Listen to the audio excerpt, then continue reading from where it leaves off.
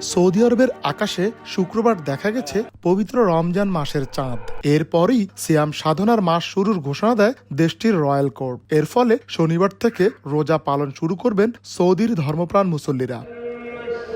রহমত, বরকত ও নাজাতের বার্তা নিয়ে আসা রমজান মাস ইসলাম ধর্মাবলম্বীদের জন্য অত্যন্ত তাৎপর্যপূর্ণ। মাস জুড়ে রোজা রাখার পাশাপাশি ইবাদত বন্দেগীর মাধ্যমে মহান আল্লাহর নৈকট্য লাভের সাধনা করবেন সারা বিশ্বের মুসলিমরা।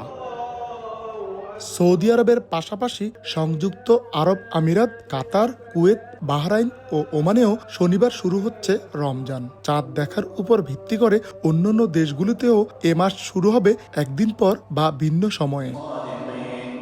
রমজান ঘিরে আরও সজীব হয়ে উঠেছে সৌদি আরবের মসজিদগুলোর পরিবেশ। মক্কা ও মদিনার মসজিদে তারাবির নামাজ আদায় করেন লাখো মুসল্লি। রমজান উপলক্ষে কর্মঘণ্টা হ্রাস, খাদ্যপণ্যের ছাড় সহ নাগরিকদের বিশেষ সুবিধা দিয়ে থাকে সৌদি সরকার। বিশ্ব মুসলিম উম্মাহর জন্য রমজান মাস কল্যাণ ও শান্তির বার্তা নিয়ে আসুক, এমনই প্রত্যাশা সবার। আরিফুর রহমান, সময় সংবাদ, সৌদি আরব।